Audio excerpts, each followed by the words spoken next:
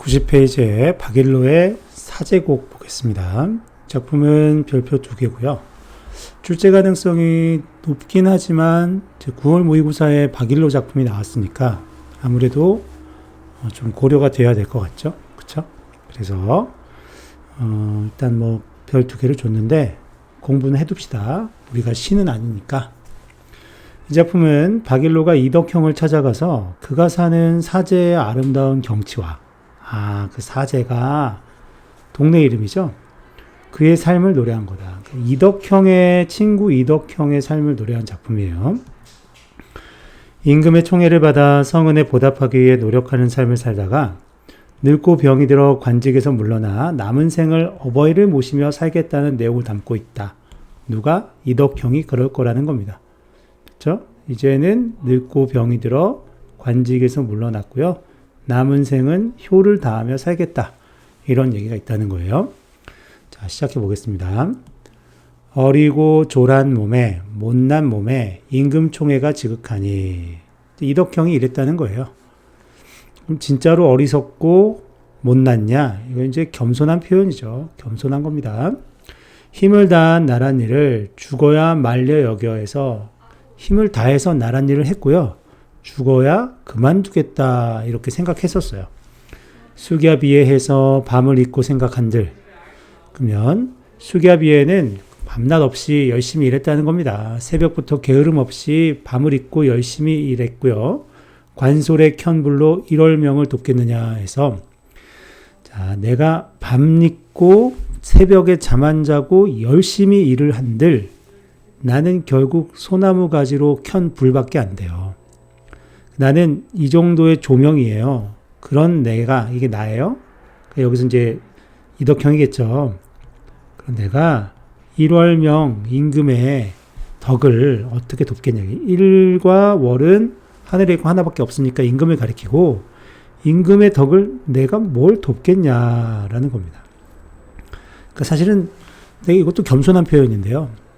내가 아무리 열심히 해도 임금을 뭘 도와드리겠냐 이거예요. 겸손한 표현이기도 합니다.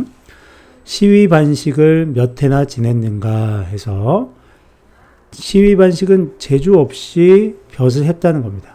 제주도 없이 벼슬을 몇 해나 했던가. 이제는 늙고 병이 들어서 해골을 빌리실세.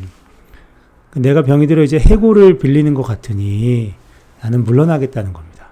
그래서 여기까지의 내용이 벼슬에서 물러나겠다는 거예요. 됐죠? 벼슬에서 물러나는 거고.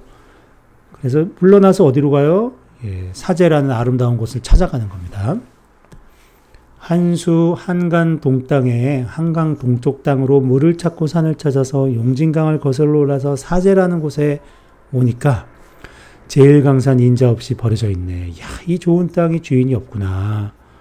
평생의 몽상이 오라 하여 그렇던지 한평생 꿈이 오래여서 평생의 꿈이 오래여서 그런지 수강산색이 이 물의 빛깔과 산의 빛깔이 옛 얼굴을 다시 본 것 같더라 라고 해서 경치가 너무 끝내주는데 내가 늘 꿈꿔왔던 아주 오랫동안 꿈꿔왔던 그 세계를 딱 보니까 야, 옛날의 얼굴을 다시 본 것처럼 반갑다 이겁니다. 하고 싶은 말은 아름답다예요. 그렇죠? 무정한 산수도 유정해 보인다. 정이 없어 보이는 것도 정이 있어 보이는구나. 백사정반에 낙하를 빗기띠고 해서 낙하는 노을이죠. 그럼 백사정반은 백사장이에요. 아셨죠? 그래서 물가예요, 물가. 흰 모래가 깔린 흰 모래가 깔린 물가. 그래서 흰 모래가 깔린 물가에 노을이 지니까 아름답겠죠. 335 섞어놓는 저 백구야. 백구에게 말을 건네네요. 갈매기야, 너에게 말 좀 묻자. 놀래지 마라. 백구야, 말 좀 물어볼게. 놀래지 마봐. 이 명승지, 이 아름다운 세계를 어디라 들었던가 해서 야, 너 이 아름다운 것을 어디라고 들었냐. 여기 이름이 뭐냐 이거죠. 이 아름다운 세계의 이름이 뭐냐, 뭐라고 들어봤니? 라고 백구한테 말을 건네고 물어보는 겁니다. 의인화가 돼 있죠. 벽파가 양양하니 위수이천이 아닐까? 충만이 올올하니 부춘기산이 아닐까? 임심 로욱하니 회용운곡이 아닐까? 천감토비하니 이원반곡이 아닐까? 자, 지금 얘기한 이 네 줄은 다 똑같은 구조로 되어 있고 반복되는 구조를 보이지 않습니까? 통사구조의 반복이 있는데 결국은 중국의 선현들이 이름난 이 선현들이 은거한 공간을 말하는 거예요. 그냥 다른 거 없어요. 야, 여기 진짜 아름다운데 내가 온 이 사제 너무 아름다운데 여기 중국의 선현들이 있었던 곳 아니야? 그들이 숨었던 세계가 아닐까? 이러고 있는 거예요. 아셨죠? 그러니까 내가 이상적인 세계에 온 것 같다 이런 느낌을 받은 겁니다. 배회사억하되 아무덴지 모르겠다. 그래서 거닐면서 생각을 해도 여기가 어딘지 모르겠다. 여기까지의 내용은요. 이 사제가 너무 좋다라는 얘기를 한 거죠. 사제에 대한 만족감을 드러내는 거예요. 여기 진짜 좋다. 중국의 선현들이 은거했던 이상적 세계인 것 같아. 됐죠? 해지청나는 청양이 우국해 원근에 이어져 있고 그래서 이 사제의 아름다움이 이제 또 얘기되는데요. 해지청난 지하고는 아니고요. 지는 지초, 이게 난초고요. 그러니까 결국 언덕의 풀들이 맑은 향기, 후각적 이미지, 우국해 맑은 향기가 서려 있어 원근에 이어져 있어요. 그러니까 여기는 풀의 맑은 향기, 난초의 맑은 향기가 쫙 펼쳐져 있고 남간 동계, 남쪽의 시냇물, 동쪽의 계곡은 낙화, 떨어진 꽃이 가득 잠겨 있어요. 아름답다 이겁니다. 향기가 이 난초향이 가득한데 또 시각적인 눈은 시냇물이 떨어진 꽃으로 가득 잠겨 있으니까 뭐 너무 아름답다 이런 얘기죠. 그렇죠?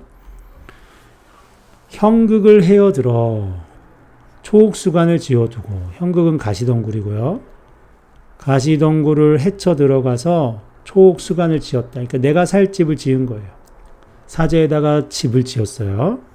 너무 아름다우니까 여기다 집을 지은 거예요. 이 행위가 중요한 거죠. 학발을 매시고 부모님입니다. 부모님을 모시고 종효하려 효를 끝마치려고 여겼다. 효를 끝내 다하려고 여겼는데 원과 원처하니 차간상지 임재로다 해서 원과 원처는 이리저리 찾았다는 겁니다. 이리저리 찾으니 이리저리 찾아보니 자리를 찾으니 차강산지 이강 이산이 여기 바로 이곳이 딱이네. 됐나요? 그래서 이강산의 임자가 되었다 내가. 그러면 내가 작은 초가집 몇 칸 지어놓고 부모님 모셔다가 효를 여기서 하려고 하는데 야 자리를 찾아보니까 바로 이 강산의 임자가 내가 되었구나 이런 거라고요. 삼공불한 차강산을 오늘싸 알았구나 해서 삼공과 바꾸지 않을 이 강산 지극한 만족감을 말하는 겁니다. 삼공은 벼슬살이 할 때 가장 높게 오르는 벼슬이잖아요. 그러니까 영의정, 좌의정, 우의정과도 바꾸지 않을 이 강산을 오늘싸 알았네. 자연의 아름다움을 표현한 겁니다. 어지러운 구로와 수없는 미록을 얘네들이 다 자연에 있는 동물이에요. 자연물들이란 말이에요. 자연물들을 나 혼자 거느려서 가축으로 삼았어요. 그러니까 나는 지금 갈매기, 그리고 백로, 그리고 사슴과 고라니, 고라니와 사슴. 그래서 이런 것들을 실제 자연물이지만 내 가축으로 삼았으니 값없는 청풍명월은 절로 내 것이 되었다. 만족감. 가치를 따질 수 없는 청풍명월은 다 내 거고 이 자연물도 다 내 거고 그러니까 내가 세상 어떤 존재가 부럽겠어요. 그러니까 여기서 말한 삼공과도 바꾸지 않겠죠. 영의정, 좌의정, 우의정과도 안 바꿀 거예요. 내가 이렇게 부자인데 남과 다른 부귀를 누리고 있죠. 남과 다른 부귀는 이 한 몸에 가졌구나. 그러니까 진짜 물질적인 부자가 아니라 이 자연을 내가 다 누리고 있다라는 거죠. 이 자연을 누리는 삶. 자연을 누리는 삶. 그러니까 이 북이 가지고 저 북이 부럽겠냐 해서 물질적인 그런 부귀를 내가 뭐가 부럽겠냐. 하나도 안 부럽다. 안 부럽다. 그래서 이거는 세속적 가치죠. 세속의 가치 이런 거 안 부럽다. 부러운 줄 모르는데 사귈 줄 알겠냐. 내가 부러운 줄 모르는데 세속의 사람들을 뭐하러 사귀겠느냐.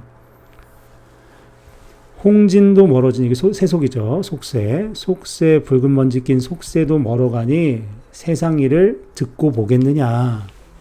그래서 여기까지가 자연에서의 삶이에요. 은거하는 삶이에요. 만족감이 지극해요. 그리고요, 부모에 대해서 효도 당하면서 여기서 이렇게 살겠대요. 그런 만족감을 보여줬고요. 화개염락 아니면 어느 계절을 알겠는가 해서 시간 가는 것도 모르는 거예요. 꽃이 피고 잎이 떨어지는 게 아니면 계절도 모르겠다라는 건 여유로운 삶입니다.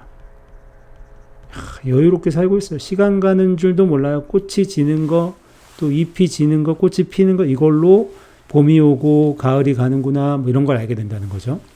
중우남의 쇠읍소리 곡풍에 섞어 내려서, 종소리가, 이거 종소리인데, 어떤 남자에서의 종소리가 바람결에 날아서 매화가 핀 창에 이르거든 낮잠을 갓깨어 병든 눈이에요. 병든 눈. 병든 눈을 열어보니 밤비에 갚인 가지 암향. 암향의 출처는요, 그윽한 향기인데 매화에서의 향기가 보내지니까 봄이구나라는 걸 알겠다는 거예요. 그러니까 이 꽃이 피고 지는 것, 요거를 통해서 계절을 안다라는 걸 지금 몸소 보여주는 거죠. 매화의 향기를 맡고는 봄이 왔구나라는 거죠. 그래서 결국 핵심은 이거죠. 자연이 변화하는 것을 통해서 계절을 알고 시간의 흐름을 알게 된다는 겁니다. 이런 식으로 해서 노래했고, 박일로가 친구인 이덕형의 삶을 예찬하는 거예요. 야, 너 이렇게 살고 있구나. 최고다. 좋겠다. 이런 노래였습니다. 정리 잘 해주시고요. 마무리하겠습니다.